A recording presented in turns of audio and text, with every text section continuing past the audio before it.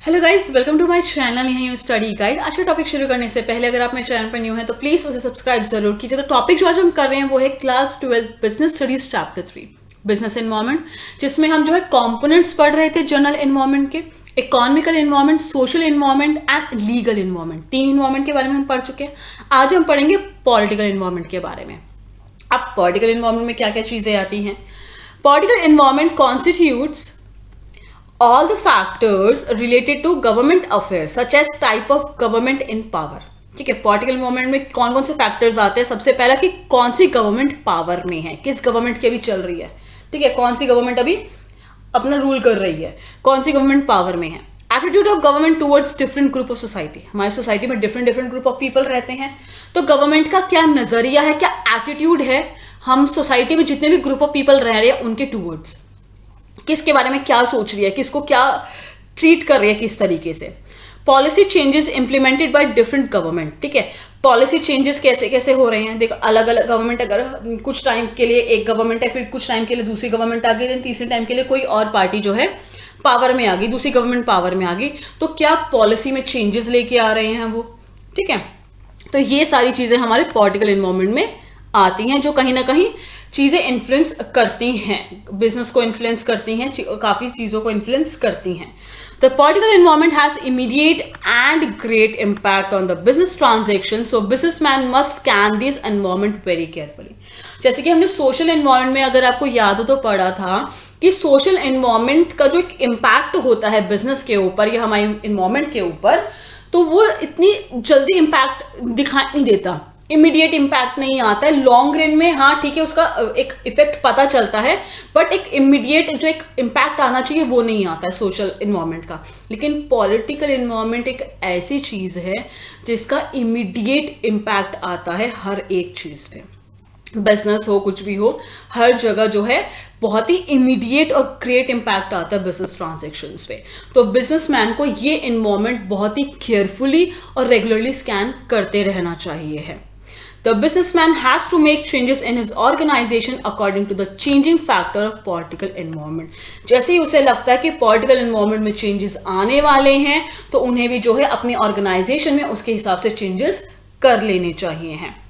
अब कुछ common factors देख लेते हैं, ठीक है, जो इन्फ्लुएंस करते हैं हमारी इंडियन पॉलिटिकल एनवायरनमेंट को। जैसे कि स्वच्छ भारत अभियान started by BJP government.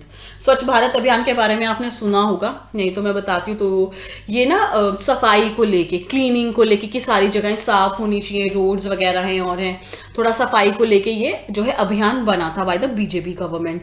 Skill India movement started by BJP government.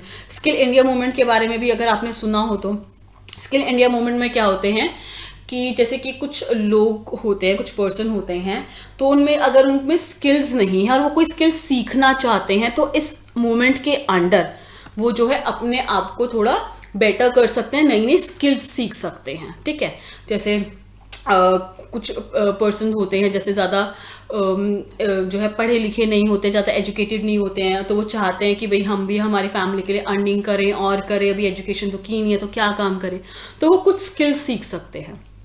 ठीक है, कुछ स्किल सीख के वो जो है अपने लिए, अपनी फैमिली के लिए अर्निंग कर सकते हैं, चाहे एजुकेटेड भी हो। ठीक है, अगर वो कुछ स्किल्स सीखना चाहते हैं तो इस मूवमेंट के अंदर जाके जो है वो स्किल्स सीख सकते हैं। ये भी बीजेपी गवर्नमेंट ने ये मूवमेंट स्टार्ट किया था। Political stability encourage business enterprise to invest in long term projects. अगर पॉलिटिकल स्टेबिलिटी रहती है, पॉलिटिकल स्टेबिलिटी का मतलब होता है कि एक गवर्नमेंट का टिका रहना, मतलब पिछले साल भी वही गवर्नमेंट थी, इस साल भी वही गवर्नमेंट आ रही है और आगे भी चांसेस है कि वही गवर्नमेंट आने वाली है पावर में। ठीक है, तो इससे क्या होता है कि भाई आपको पता है कि पीछे से उस गवर्नमेंट ने कैसा काम किया है, वो क्या एक चेंजेस ला सकती है, किस पॉइंट ऑफ टाइम, मतलब एक किस पॉइंट तक वो चेंजेस कर सकती है, क्या नया चीज ला सकती है, क्या चीज है। तो अगर पॉलिटिकल स्टेबिलिटी होती है तो बिजनेसमैन जो है लॉन्ग टर्म प्रोजेक्ट्स में इन्वेस्ट कर पाता है। लेकिन अगर पॉलिटिकल स्टेबिलिटी नहीं होती है, उसे पता है कोई नई गवर्नमेंट पावर में आएगी तो कुछ ना कुछ चेंजेस आएंगे, तो कहीं ना कहीं मेरे प्रोजेक्ट के ये जो मैंने पैसे इन्वेस्ट किए इन पे कहीं अफेक्ट ना आ जाए, इन्फ्लुएंस ना हो जाए, तो पॉलिटिकल स्टेबिलिटी होना जरूरी होता है। अब बिजनेस एंटरप्राइज ताकि लॉन्ग टर्म प्रोजेक्ट्स में इन्वेस्ट कर सके, कहीं ना कहीं बिजनेस को अफेक्ट हो रहा है पॉलिटिकल एनवायरनमेंट की वजह से।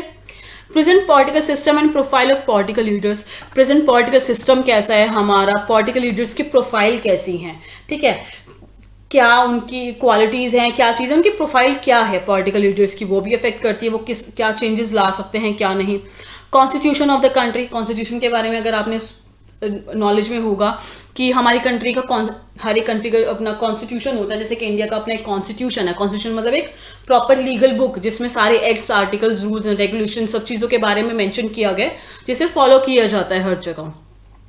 Government intervention in business, business का गवर्नमेंट में इंटरवेंशन कैसा है कि वो बार बार इंटरवीन कर रही है, या फिर गवर्नमेंट ने अपनी तरफ से रिलैक्सेशन दे दिया है कि हाँ अभी आप फ्रीली काम कर लो, हम कुछ कुछ पॉइंट पे आगे हमें सही नहीं लगेगा, आपके बिजनेस में कुछ चीज़ें गलत हो रही है तो हम इंटरवीन करेंगे, इंटरफेयर करेंगे। कि रेगुलर बेसिस पे इंटरफेरेंस कर रही है, इंटरवीन कर रही है, क्योंकि अगर गवर्नमेंट रेगुलर बेसिस पे अगर बिजनेस में इंटरवीन करेगी, इंटरफेयर करेगी, तो कहीं ना कहीं बिजनेस अच्छे से नहीं चल पाएगा। ठीक है, तो ये चीज़ें अफेक्ट करेंगी। फॉरेन पॉलिसी कैसी है गवर्नमेंट की, अब यहाँ पे ना रिलेशन देखे जाते हैं कि कंट्री का फॉरेन कंट्री से रिलेशन कैसा है। अगर रिलेशन अच्छा है तो आप सोचो कि बेबी हमारी कंट्री के इस कंट्री से रिलेशन अच्छे हैं, तो हम इम्पोर्ट एक्सपोर्ट का कुछ काम करना चाहते हैं, या अपनी कंट्री मतलब अपने पैसे दूसरी कंट्री में इन्वेस्ट करना चाहते हैं तो हम कर सकते हैं। अभी रिलेशन अच्छा है तो इम्पोर्ट एक्सपोर्ट सही चल जाएगा। लेकिन अगर हमारी कंट्री के कुछ कंट्री से रिलेशन अच्छे नहीं हैं तो वहां पे एक बिजनेसमैन पैसा लगाने से पहले, इन्वेस्ट करने से पहले सोचेगा कि कल को हमारे रिलेशन और ऐसी ज़्यादा अच्छे नहीं है और ख़राब हो गए, कहीं इम्पोर्ट एक्सपोर्ट कल को बंद हो जाए या कोई कुछ चीज़ ही हो जाए, तो कहीं ना कहीं उसके जो है इन्वेस्टमेंट फंसने के चांसेस हो सकते हैं, उसका लॉस होने के चांसेस हो सकते हैं। तो फॉरेन पॉलिसी कैसी हैं, फॉरेन रिलेशन कैसे हैं, ये चीज़ें भी अफेक्ट करती हैं। ये सारी चीज़ें पॉलिटिकल इन्वायरमेंट में आती हैं, क्योंकि हमारी गवर्नमेंट ही है ना जो फॉरेन कंट्री के उससे जो है रिलेशन अच्छे बना के रखती हैं।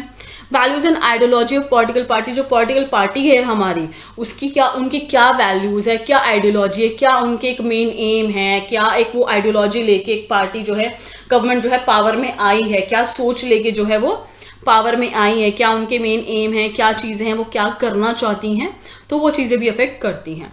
तो ये था हमारा पॉलिटिकल एनवायरनमेंट। ठीक है गाइस, तो अगर आपको कोई भी डाउट हो तो मुझसे कमेंट सेक्शन करके पूछ सकते हैं। अगर आपको मेरी वीडियो पसंद आई तो प्लीज़ उसे लाइक ज़रूर कीजिएगा, शेयर ज़रूर कीजिएगा।